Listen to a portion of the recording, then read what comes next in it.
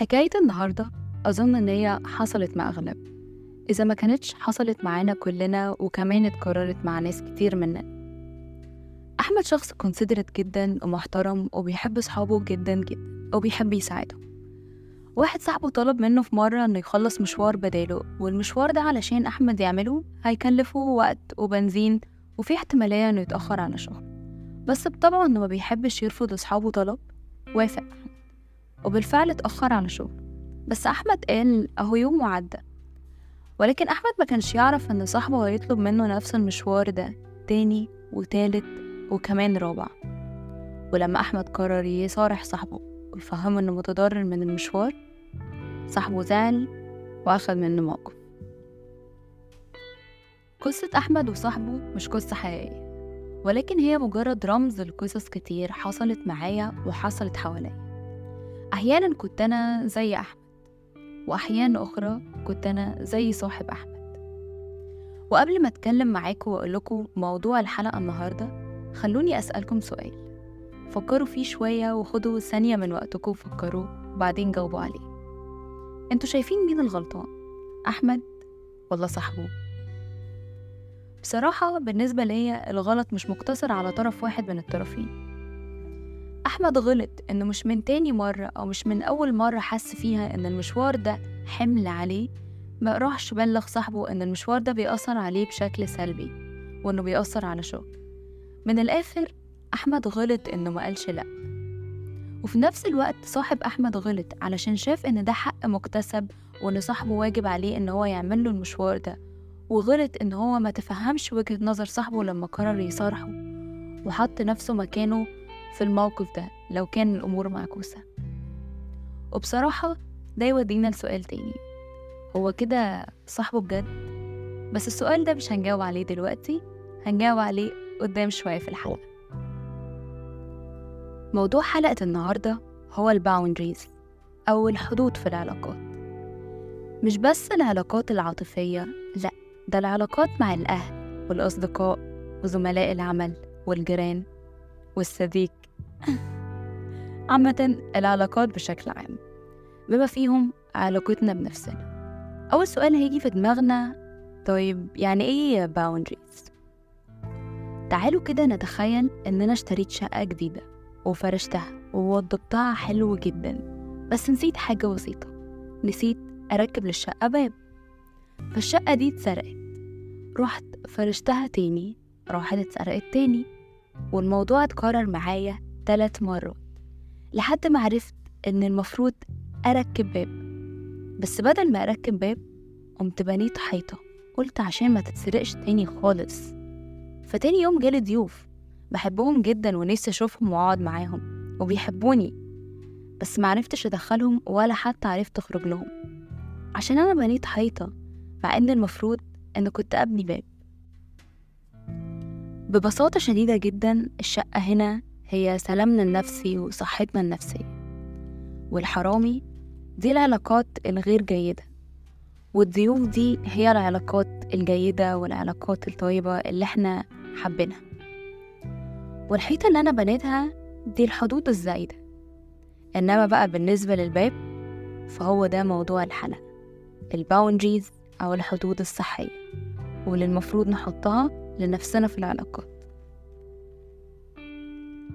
ببساطة أكتر، أي علاقة في الدنيا لازم يكون فيها حدود، علشان تكون الحدود دي هي ضوابط العلاقة اللي بنرجع لها.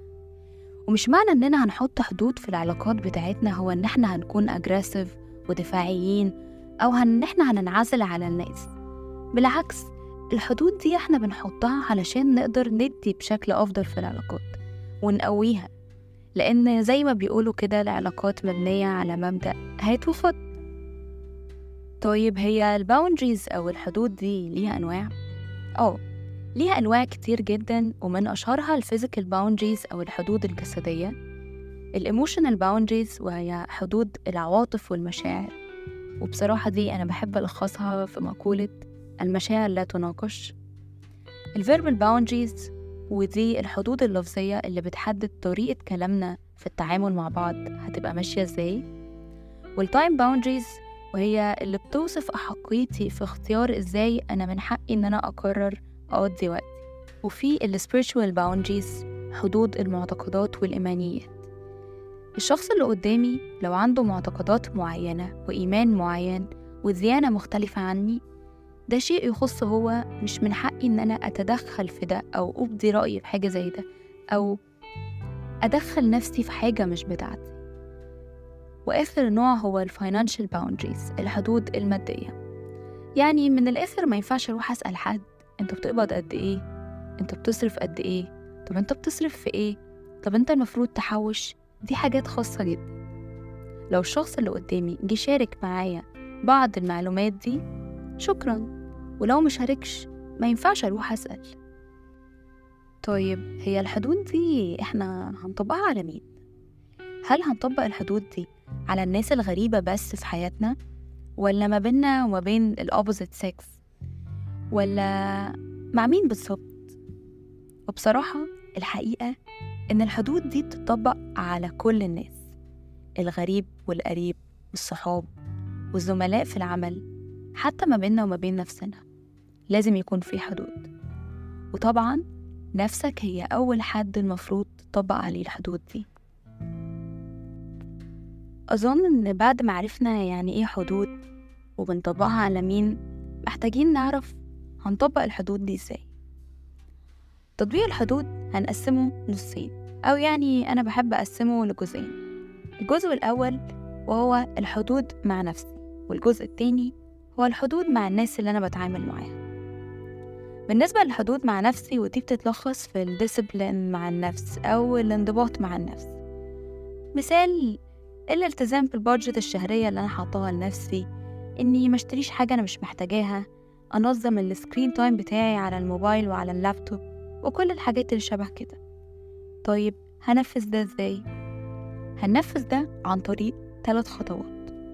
الخطوة الأولى هي إن أنا أحدد أنهي أسبكت أو أنهي جانب في حياتي اللي أنا محتاج فيه ديسيبلين، اللي أنا محتاج فيه انضباط وحدود. هل مثلا أنا محتاج أظبط أكلي وجسمي وأنزل جيم أو ألعب رياضة، ولا أنا محتاجة أظبط مصاريفي، ولا أنا محتاجة إن أنا أشتغل شوية على أسبكت relationships، وهكذا. الخطوة التانية هي إني أبدأ أحط الحدود دي لنفسي، بمعنى إن أنا قررت إن أنا أشتغل على أسبكت أو الجانب المادي في حياتي، فإن أنا قررت إن أنا أحط حد لنفسي إن أنا مش هصرف أكتر من مبلغ معين في اليوم. وده يودينا للخطوة الثالثة، وهي إن الحدود اللي أنا هختار أحطها لنفسي دي تكون مقنعة. يعني مثال، أنا قررت أحط حد لنفسي إن أنا مش هصرف أكتر من مبلغ معين في اليوم. لازم المبلغ المعين ده يكون مقنع ويكون مناسب لمصاريفي، مواصلاتي، بنزين عربيتي، أكلي، شربي. وإني مبدأش بأكتر من حد، مبدأش بأكتر من خطوة في نفس الوقت. يعني زي ما بيقولوا كده baby steps أو one thing at a time. بالنسبة للجزء التاني وهو تطبيق الحدود مع الآخرين، أو تطبيق الحدود مع الناس اللي أنا بتعامل معاهم بشكل يومي.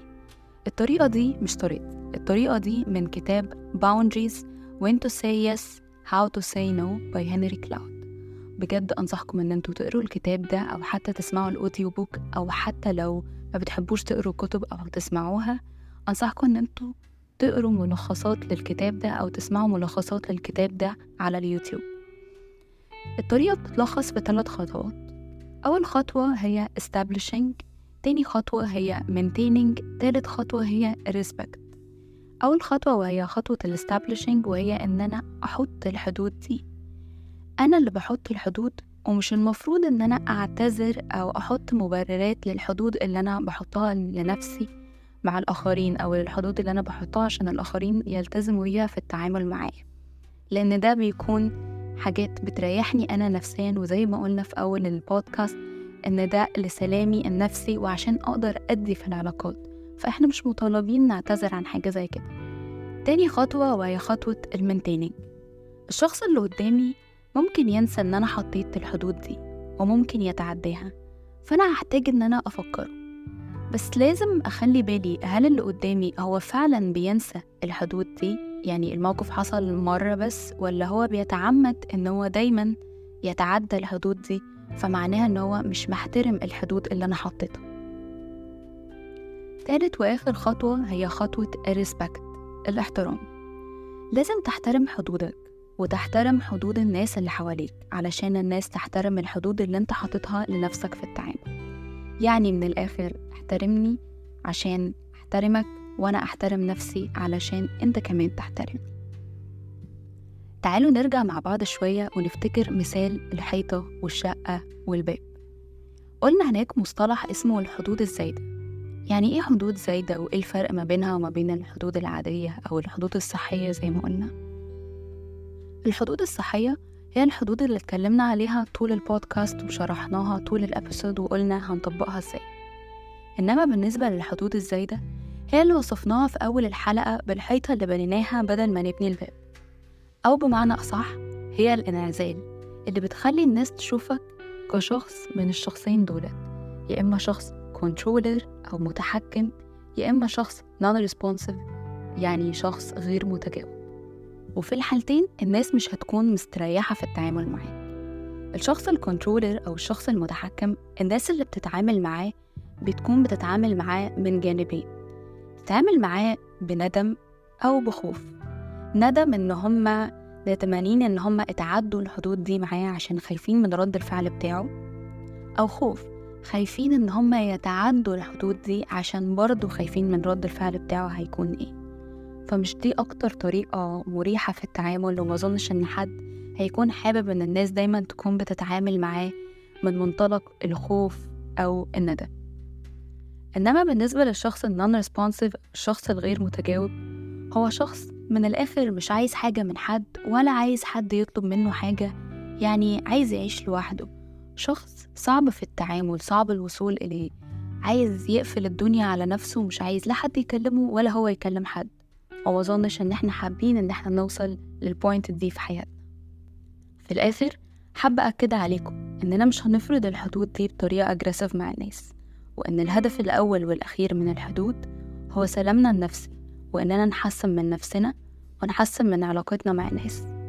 وإن زي ما إحنا هنحط حدود وهنحب الناس ما تتعداش الحدود دي، إحنا كمان لازم نكون متقبلين إن اللي قدامنا ممكن يحط حدود، وواجب علينا إن إحنا كمان ما نتعداش الحدود دي في التعامل.